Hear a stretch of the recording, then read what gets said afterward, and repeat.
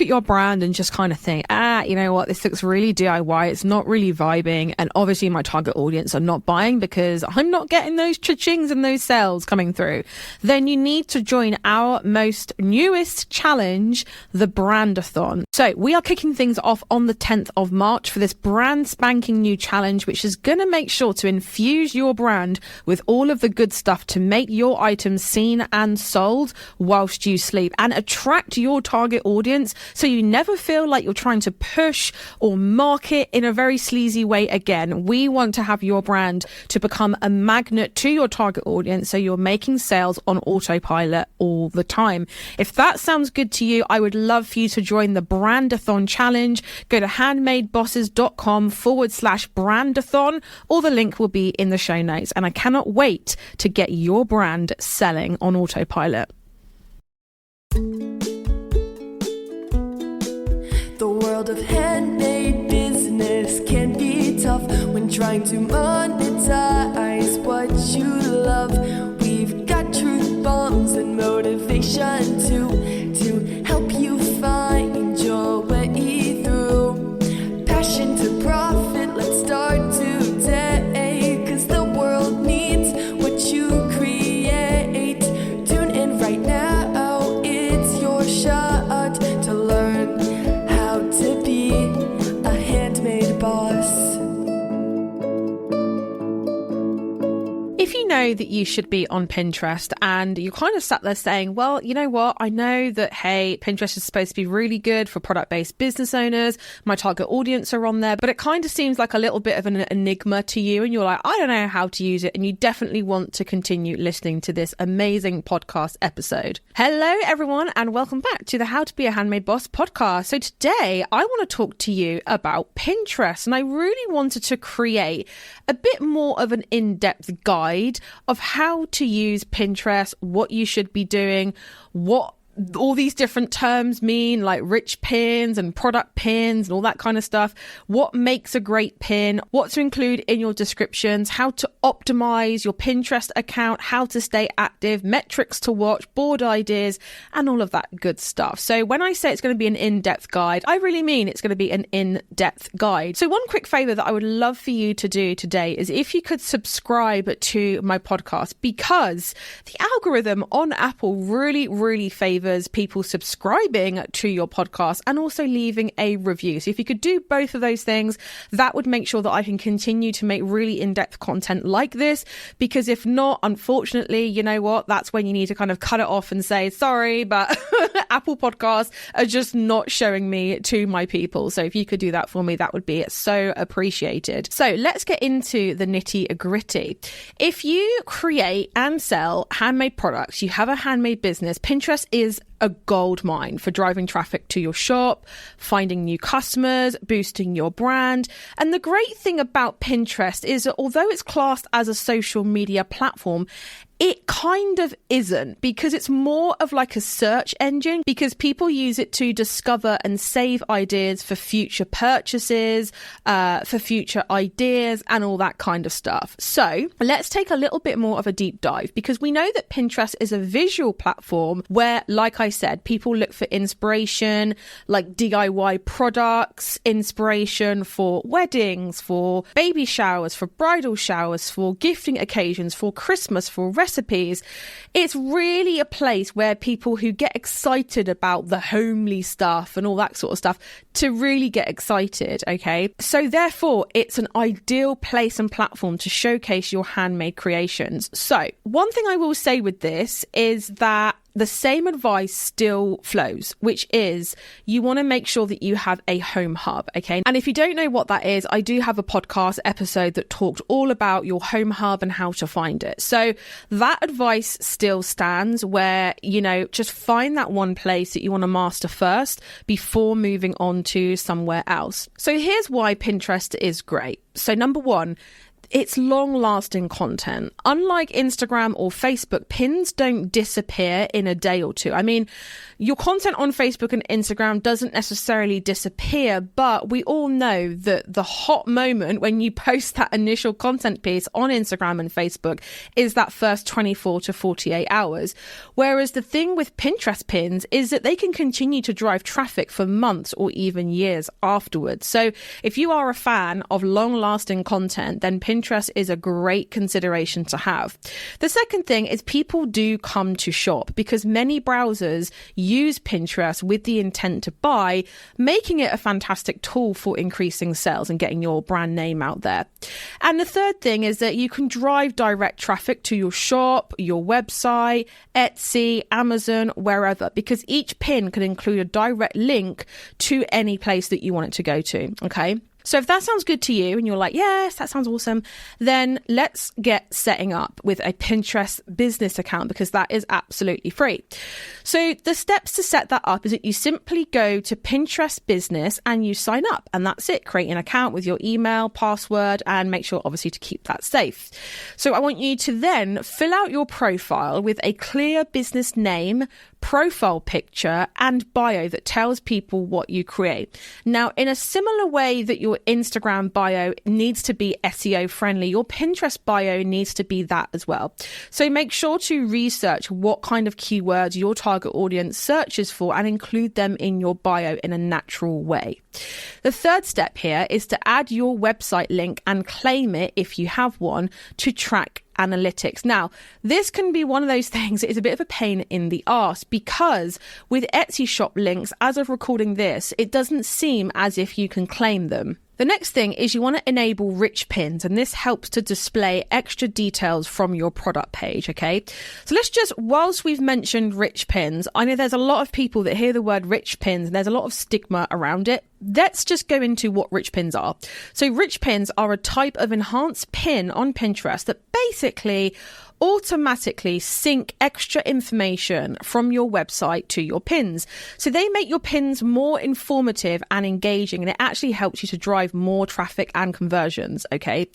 So there's one main rich pin that you guys need to be concerned about, but overall there are actually three. So the first one is product rich pins.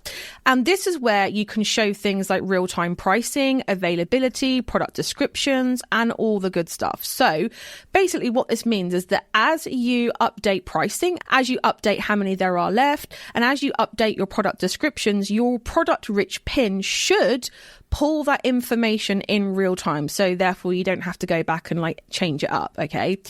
The next two are recipe rich pins and article rich pins. Okay. So I guess for you guys, article rich pins would be like the next one down. And this is basically the same premise, but rather than real-time pricing, availability, descriptions, all you're basically doing with the article rich pin is you are displaying the title, author, and description of blog post or article. So if you do blog, then Pinterest is another one of those places that is a bit of a game changer for you. Okay. You might be sat there saying, oh, awesome. How do I enable rich pins? So to enable rich pins, you need to add metadata to your website and validate it through Pinterest. This does help Pinterest understand your content better and makes your pins stand out in searches because it pulls all of that data through. Now, if you have a website through Shopify, you are in luck because this whole process is super, super simple. The great thing about Etsy pins, though, is that this automatically happens. So you don't need to add any metadata or what Pinterest call it markup data if your site is hosted via Etsy or eBay. What they say is new pins from these sites will have product information on them within 24 hours. So that's great news for people that want to do the rich pin thing, but that don't want to have to do the whole metadata mess. And I will say, it is a complicated process. I do website and web page coding a lot, and even I was a bit like, what? So the good news is if your website is hosted with Shopify, it's super easy. And if you have an Etsy store, it's super easy as well. So that is basically rich pins. And I would recommend to enable them if you can, but no sweat if you can't. I mean, it's not going to be like the be all and end all. Will it help? Yes. But is it something that you will need to do? I would say no. It just makes things super, super super easy. Let's now talk about what makes a great pin, okay? So we have set up our Pinterest business account. We have our name, we have our profile, we have everything sorted. We've set up the rich pin thing. Now let's talk about actually pinning. So what makes a great pin? Pinterest is all about visuals. So your images should be bright, clear and engaging. So when we're talking about Pinterest pins, I want you to kind of think along the same lines as Instagram, where things should not be too small that people can't see them. Things should be visually engaging. They should be branded. And obviously, apart from the images themselves being a different size, the same rule applies. You need to make sure that your pins are not ridiculously text heavy. And you also just need to make sure as well that you're not cramming a load into one pin. I do see this happen a lot where people will put like 5 or 6 products in one pin. But the problem is that then all of these pictures get really, really blim and small and you just can't see them. A little tip here, Canva is amazing for actually just going on there, straight up typing in Pinterest pins and getting loads of templates and inspiration that you can use. And also the SMS is great for this as well, because actually most of the things that we give you, in fact, all of the templates that we give you within the SMS, you can also use for Pinterest as well. And the SMS is the social media psychic if you are new here. So let's talk about what you need to know. So the rules are they need to be vertical images, and these are 1000 by 1500 pixels. So again, 1000 by 1500 pixels. You must make sure that you have high quality photos. I don't want to see blurry. I don't want to see overexposed. I don't want to see dark. I don't want to see, I don't know, something that's weird. It needs to be very, very clear and high quality. Also, make sure to use a little bit of text in there. So like having an overlay on there, something like, for example, DIY Christmas baking kit or something like that. It just really makes people look at it and stop rather than just being an image and like nothing else. Yeah. Also, don't forget to add your product link in there, your website link, your blog link, wherever you want to drive traffic to. And like I said, just make sure that it is consistently branded, because if you're seeing this on a board with a lot of your own curated pins on there, you need to make sure that it's branded up. Now we have an idea as to what makes a great pin. The next thing we want to move into is pin description, because if you thought the actual pin itself was important, then oh my golly, you are in for a treat, because your pin description is super duper important, because it helps Pinterest understand what on earth your pin is about and shows it to the right people. So again, going back to Instagram, you know, with the whole Instagram hashtag thing, hashtags are no longer really a thing on Instagram. Rather, they want you to use keywords in the description. Well, the same applies with Pinterest. So what do you actually need to include in your description? So a short, engaging sentence or a small paragraph about your product. So something like DIY cozy Christmas baking kit with everything you need, or something like that, right? Obviously do a little bit of keyword research on Pinterest, because that is the platform that people are going to be using. So make sure to do some kind of research on there. Also, do make sure to scatter naturally keywords that your audience might search for. So an example of this might be DIY Christmas gift, or Christmas baking ideas, or Christmas recipes, or something like that. But you don't just want to like keyword stuff. Like I always say, you need to use natural language with this. And then right at the end of your description, I want you to put a call to action. So for example, click on the link to see more, shop now, add to cart, review, watch the video, listen to the article, read the blog, something that kind of really steers people towards the right direction. I cannot tell you the amount of times that I've been on Pinterest and I've done a search and I found a pin. I'm like, oh yeah. And I go onto it and either the link is broken, it takes you to some weird page, or there just straight up isn't anything of interest there. And it's really frustrating. So always make sure, and especially, and this is where obviously making a plan to go back and revisit your pins every, I don't know, quarter or every 6 months to make sure they are doing well and everything's where it needs to be. But this is where you need to make sure that everything is updated. Okay. And I guess as well, this is where rich pins pins come into their own, because if you have a description in there, then it's going to be pulling it. Okay. So let's talk about how to optimize your Pinterest account to get found in search. So Pinterest, as you know, it is a search engine, and SEO, so search engine optimization, is crucial for getting your pins and your account seen. So how do we actually optimize your Pinterest account for search? Well, step one, you want to use relevant keywords in your pin descriptions. That's the first place, your board titles, and your profile. Those are the main three places. A bit like with your Etsy shop, it's title, tags, description. With Pinterest, it's pin descriptions, board titles, and your profile. Okay. Step two is you want to write detailed product descriptions instead of one word caption. So don't just be like a word or two and you're done. Make sure that you are putting a lot of detail in there. Okay. So a sentence or a short paragraph should suffice, but don't be scared of going bigger if you have more keywords you want to put in your descriptions. Okay. Pin consistently is number three. And honestly, to grow your Pinterest account, consistency is absolutely key. So you want to aim to pin at least 5 to 10 times per day. Now, don't worry, you don't have to create brand new content. You don't have to create pins from scratch each and every time. And I'm going to be going into ways to do that in a second. But just a side note here, Tailwind is really, really handy. And as always, I'm never sponsored by any tool or anything like that. I get emails all the freaking time about sponsorships, and I never respond to them because I don't want to be sponsored by a tool and then I'm biased. Do you know what I mean? And I'm telling you that, oh, a tool's great when it's actually not. But Tailwind I do use, and it is just such an easy way to grow your Pinterest account. So it's worth considering looking into that. I think it's about £15 to £20 a month, but it is something that is very, very handy because it automatically posts pins for you. Okay. So that really helps you with this step, which is to pin consistently. So also, the fourth thing is to link your pins to your shop or your website so people can buy directly from you. And obviously with the whole rich pin thing, this is where that is a bonus goodie as well. So obviously 5 to 10 times a day, you've got to be pinning, and to be consistent with it, you're probably not going to want to be creating new content all the bloody time. So here's 3 ways to make sure that you're filling up those 5 to 10 slots. So you want to schedule your pins using Tailwind, or you can use Pinterest's built-in scheduler tool. The thing with Tailwind though is that you can do this in bulk, and literally you can spend 4 to 5 hours a month, probably even less if you're using the social media sidekick that we have.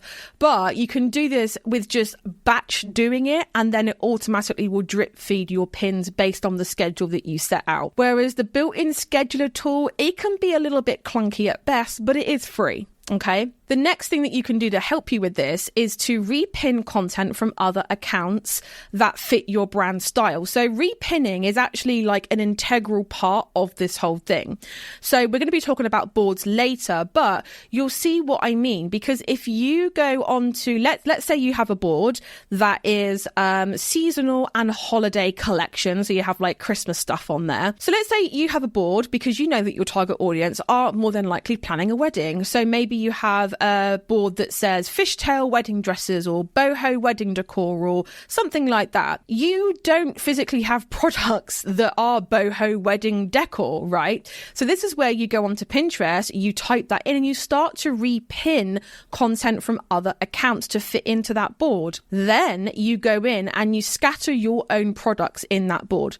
Why do we do this? Because basically what these boards are, so in this example, boho wedding decor, what these boards are is that they're basically a dream board for people who are interested in boho wedding decor. So basically what you've done is you have made a board for them to inspire them with lots of other lovely products and repinning content from other people's accounts, but then you have scattered your own stuff in that board as well. So can you see how that all works? And the third way to stay active and make sure that you are filling your 5 to 10 slots a day is to update old pins with fresh descriptions or graphics. So that is the only downside with Pinterest, is that unlike Instagram or Facebook, where you do a post and like if you go back to it 6 months or a year later, you probably don't really have to do anything with it. The only thing with Pinterest is that you do have to take note of old stuff and make sure that you're updating it. Okay, so let's very quickly talk about some board ideas to get you started, because you're probably listening to this and you're probably like, okay, Steph, you've made it sound simple. I might be convinced, but where do I start with all of this? So the first thing I want you to really know and hone in on is your target audience. If you don't know your target audience, your business will flop. And I'm sorry to be so blunt, but literally over the past couple of months, I've had so many people message me and say, Steph, like my traffic is so slow. What am I doing wrong?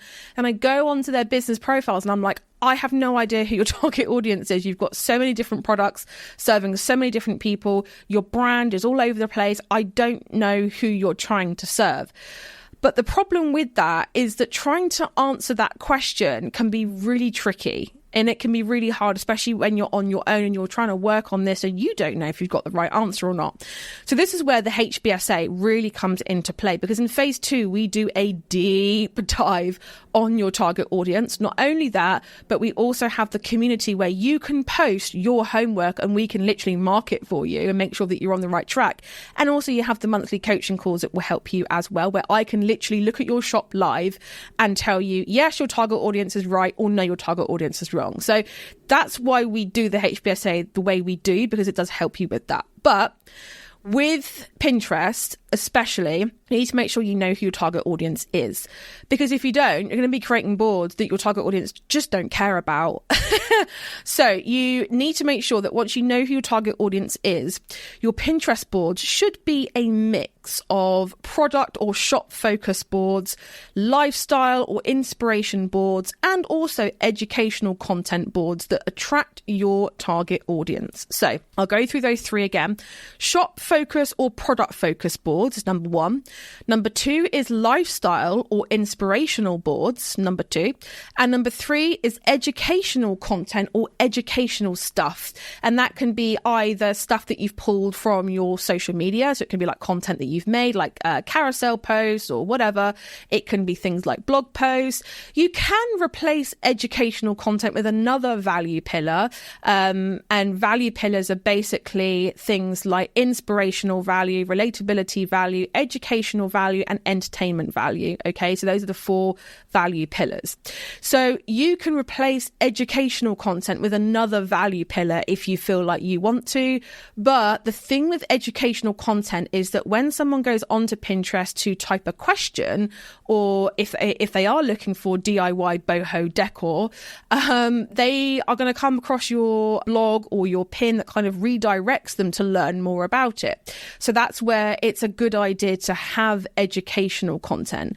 But you know what? If you don't, just get started with shop or product focus boards and lifestyle inspirational boards. Like, just get started with those 2 and integrate the educational content later on. What I'm going to do now is I'm going to go through those 3 board types, and I'm going to give you some examples of boards that you can create. So number 1, shop and product focus boards. So you could have one that's talking about the products that sell well for you, your best sellers, and just put all of your top selling products in there. You can also have a board that talks about new arrivals to showcase your latest launches. You could also have different boards for different categories that you have. So you could have silver jewelry, gold jewelry, rose gold jewelry, or toe rings, or anklets, or chokers, and do it via almost like shop categories or website categories. You could even have one that's like a gift guide. So you could organize it for like gift ideas for mum, Christmas gift guide, Valentine's Day gift guide, etc. Okay, so number 2, lifestyle and inspiration board. You could have like a how-to or / how to use your product boards, and you could show how your products fit into everyday life. Number 2 is you could do a customer favorites and review bit where you feature people who have used your items, reviews, testimonials, all that kind of stuff. You could have seasonal and holiday collections as well. So you could have groups of products in one board that are focused towards one particular thing coming up, but also sprinkling in inspiration and other content from other accounts. Okay. The third one is educational and value boards. This is where we really talked about the value pillars. So you could have one that is behind the scenes, so showing your creative process or your workspace. You could have another one that's tips and tutorials, so offering helpful advice related to your products, like how to clean your jewelry, how to style it, whatever. And you could even have one that's talking about trending ideas, so share trends that align with you and your brand. And this is also a great one because trends attract more searches. And honestly, the Pinterest trend report, if you just Google Pinterest trends, you will find it. And it's scarily accurate. So this is where Pinterest becomes like a powerhouse for handmade business owners because everything is in one platform, right? And also, I just want to remind you as well, I know I keep harping on about it, but make sure that your board titles and descriptions include SEO friendly keywords to help people to find the damn things. Because honestly, if your keywords are not in there, a bit like Etsy, you ain't going to be found. Your products, your boards, your pins are not going to be found, okay? So just a quick little last snippet is I want to talk to you about the key metrics to watch. So you want to look out for your impressions. That's like the number one metric that you should be looking for. And this is basically how many times people see your pins. The next metric is saves. How often do people save your pins onto their board or save it for later? The next thing is clicks. So this is going to be the one that I think most people are honing in on. And this is how many people click through to your store. Now, what I will say very, very quickly is that clicks will be slow to grow. Like with Pinterest and this whole strategy that I've outlined throughout this entire podcast is that you need to give this 6 months of continued effort before you're going to see any kind of return. And I really want you guys to go into this with that 6 month time frame in mind, because what I don't want to see is people going, oh, Steph, I tried it for like 6 weeks or 2 months. It didn't really work. You do need to put 6 months of continued effort to start to get those clicks. Okay. And the fourth metric here is top performing pins. And this is basically which pins are getting the most engagement. And you should be able to find that in your Pinterest business account analytics. Now, also, you can run Pinterest ads as well. Now, I'm not going to cover this in this episode because it's already pretty damn long. I really want to get you guys started with this, but it is an option for you outside of Etsy ads and Facebook ads. So your homework this week is to go through the podcast. You might need to re-listen to this again. And I want you to kind of pause it and stop, start after every chapter and actually do the things whilst I am talking and give it a go. If it's not in your wheelhouse, if it's not your home hub, then fine. At least now you spent 25 minutes listening to this. You know now it's not your home hub. You can rule that out and stop kind of maybe thinking, is it? Maybe, is it not? I don't know.